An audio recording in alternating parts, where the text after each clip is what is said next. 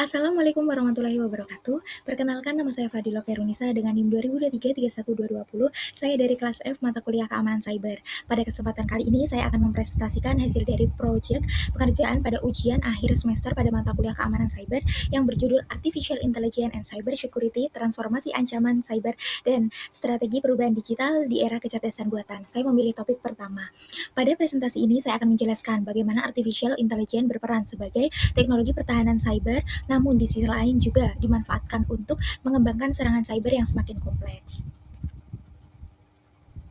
Nah, selanjutnya masuk kepada latar belakang. Pada bagian ini terdapat gambar yang ditampilkan di slide ini. Dapat kita lihat bahwa transformasi digital telah meningkatkan penggunaan layanan berbasis internet, cloud computing, dan sistem informasi di berbagai sektor. Nah, kondisi tersebut dapat memberikan banyak sekali manfaat, tetapi juga meningkatkan resiko serangan cyber karena semakin tingginya ketergantungan pada teknologi digital. Nah, selain itu AI mampu membantu mendeteksi ancaman dan mempercepat respon insiden. Namun di sisi lain AI juga dimanfaatkan untuk membuat serangan seperti deepfake, kemudian ada juga AI based phishing, kemudian AI malware, dan juga AI agent. Nah, menurut analisis saya, kondisi ini tuh menunjukkan bahwa perkembangan AI harus diimbangi dengan peningkatan keamanan cyber agar manfaatnya itu lebih besar daripada resikonya. Kemudian kita masuk pada AI dalam keamanan cyber. Nah, pada infografik yang ditampilkan pada slide ini, terlihat bahwa artificial intelligence itu memiliki dua peran utama. Nah, di sisi kiri terdapat cyber defense. Nah, yaitu pemanfaatan AI untuk threat detection, anomaly detection, kemudian ada incident response, kemudian juga ada security automation. Kemudian di sisi sebelah kanan ini ada cyber attack. Nah, di sisi sebelah kanan ini yaitu pemanfaatan AI untuk deepfake, AI based phishing, kemudian AI malware, kemudian AI agent. Nah, menurut saya AI merupakan teknologi yang memberikan peluang sekaligus tantangan sehingga penggunaannya ini harus diimbangi dengan strategi keamanan yang lebih tepat. Kemudian AI sebagai alat pertahanan cyber. Nah, kita melihat bagaimana AI itu dimanfaatkan sebagai alat pertahanan cyber. Pada slide ini jadi dijelaskan bahwa AI mampu melakukan deteksi ancaman secara real time. Nah, mengenali aktivitas yang tidak normal pada jaringan, kemudian mempercepat respon insiden, serta mengotomatisasi proses keamanan. Nah, dengan kemampuan tersebut, organisasi itu dapat meningkatkan efektivitas sistem keamanan dan meminimalkan resiko serangan cyber. Nah, AI ini menjadi teknologi yang sangat penting karena mampu membantu proses keamanan yang sulit untuk dilakukan secara manual. Kemudian lanjut pada AI sebagai ancaman cyber. Selain memberikan manfaat, AI juga dimanfaatkan oleh pelaku kejahatan cyber. Pada slide ini ditunjukkan beberapa ancaman seperti deepfake, kemudian ada AI based, ada phishing, ada AI malware, kemudian ada AI agent. Nah, teknologi tersebut itu membuat serangan menjadi lebih cepat, lebih meyakinkan, dan juga semakin sulitnya dideteksi. Nah, oleh karena itu organisasi ini perlu meningkatkan kewaspadaan serta memperkuat sistem keamanan untuk menghadapi ancaman berbasis artificial intelligence. Nah, selanjutnya saya akan menampilkan video singkat mengenai pemanfaatan artificial intelligence dalam menghasilkan deepfake. Nah, video ini menunjukkan bahwa AI itu tidak hanya dimanfaatkan untuk inovasi, tetapi juga dapat digunakan untuk memanipulasi gambar maupun video sehingga meningkatkan resiko penyebaran informasi palsu itu sering terjadi.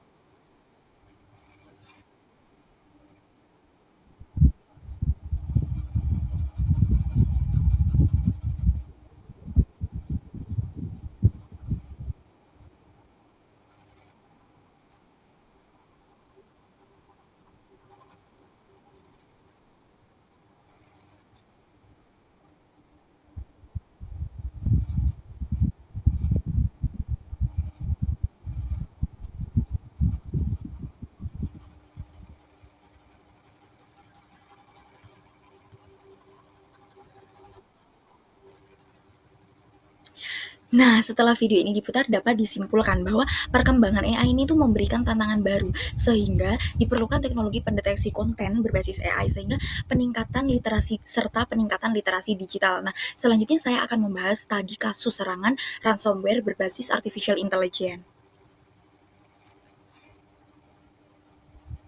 Nah, pada gambar 2 ini ditampilkan, di slide ini terlihat tahapan serangan Human Operated Ransomware berdasarkan Microsoft Digital Defense Report 2025. Nah, serangan itu dimulai dari inisial akses, kemudian itu kredensial akses. Nah, dilanjutkan dengan lateral movement hingga akhirnya ransomware deployment. Nah, menurut analisis saya, AI itu dapat membantu pelaku mempercepat setiap tahapan serangan, sehingga organisasi ini tuh harus memiliki sistem deteksi yang mampu mengenali ancaman sejak tahap awal.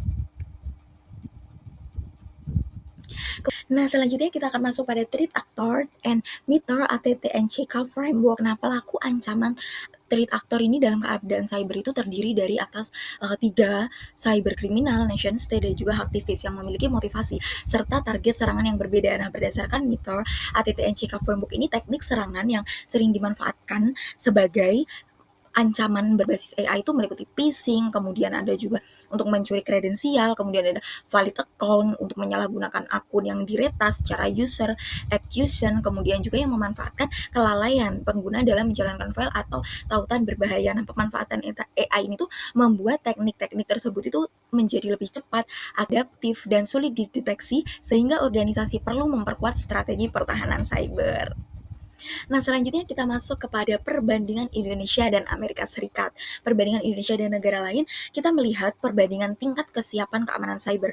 Pada infografik pada slide ini, terlihat bahwa Indonesia masih menghadapi tantangan dalam implementasi AI, investasi keamanan cyber, dan kompetensi sumber daya manusia jika dibandingkan dengan negara maju seperti Amerika Serikat. Nah, Indonesia memiliki potensi besar, namun masih memerlukan pemanfaatan teknologi, investasi, dan juga pengembangan sumber daya manusia agar mampu menghadapi ancaman cyber berbasis AI secara optimal.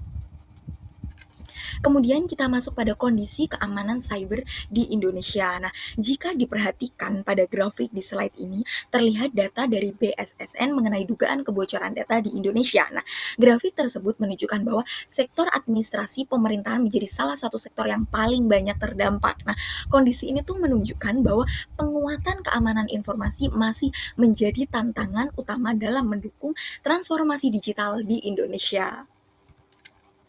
Kemudian kita masuk pada temuan penelitian. Berdasarkan hasil penelitian, AI terbukti mampu meningkatkan sistem pertahanan cyber, namun juga meningkatkan komplektivitas ancaman. Nah, pada slide ini juga dijelaskan bahwa dampak terhadap berbagai sektor seperti organisasi, pemerintah, ekonomi, dan juga masyarakat. Nah, kolaborasi antara pemerintah, kemudian industri, kemudian akademisi, dan juga masyarakat itu menjadi faktor penting dalam membangun ketahanan cyber nasional.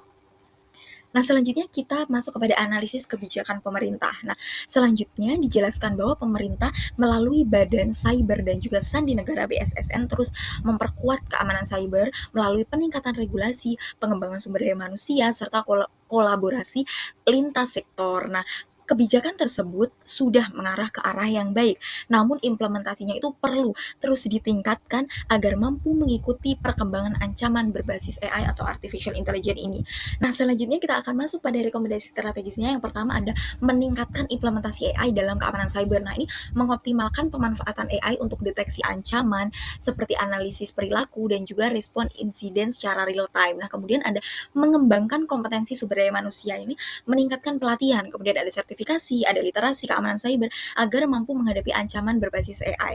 Kemudian memperkuat regulasi dan juga tata kelola. Nah, menyempurnakan kebijakan perlindungan data serta standar keamanan informasi yang adaptif serta terhadap perkembangan teknologi. Kemudian ada meningkatkan investasi teknologi, yaitu mendorong penggunaan teknologi keamanan berbasis AI, kemudian ada zero trust architecture, kemudian sistem pemantauan keamanan secara berkelanjutan, dan juga memperkuat kolaborasi multi pihak.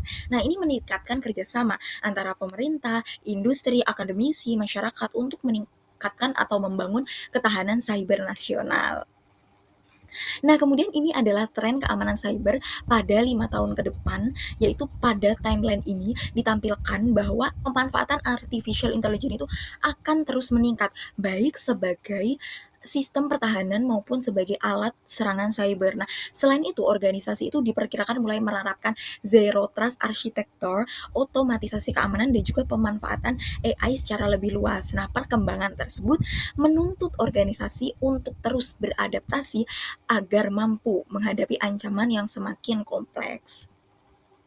Nah, selanjutnya ditampilkan dashboard hasil penelitiannya atau dashboard dari rancangan keamanan cyber ini, pemantauan ancaman dan juga pertahanan serta tren keamanan cyber yang memperlihatkan hubungan antara AI sebagai cyber defense, kemudian anta AI sebagai cyber defense, kemudian ada cyber attack-nya juga. Nah, kondisi keamanan cyber di Indonesia, kemudian juga perbandingan antara negara Indonesia dengan negara lainnya, kemudian juga tren strategis 5 tahun ke depan dan rekomendasi strategis juga. Nah, dashboard ini tuh bukan merupakan data baru, melainkan ringkasan dari seluruh hasil analisis yang telah dijelaskan pada slide-slide sebelumnya, sehingga memudahkan kita untuk memahami keseluruhan isi dari materi atau isi dari analisis terhadap AI dan juga serangan cyber ini. Nah, selanjutnya kita masuk pada kesimpulan. Sebagai kesimpulan, artificial intelligence merupakan teknologi yang memberikan peluang sekaligus tantangan dalam keamanan cyber. Nah, AI ini mampu meningkatkan efektivitas, kemudian juga deteksi ancaman, respon insiden, tetapi juga dimanfaatkan untuk mengembangkan serangan yang lebih kompleks. Nah, berdasarkan hasil dari analisis penguatan teknologi, peningkatan kualitas sumber daya manusia, regulasi yang adaptif, dan juga kolaborasi menjadi kunci dalam membangun ketahanan cyber Indonesia di masa depan. Demikian presentasi yang dapat saya sampaikan. Bila ada salah kata, saya mohon maaf yang sebesar-besarnya. Terima kasih. Wassalamualaikum warahmatullahi wabarakatuh.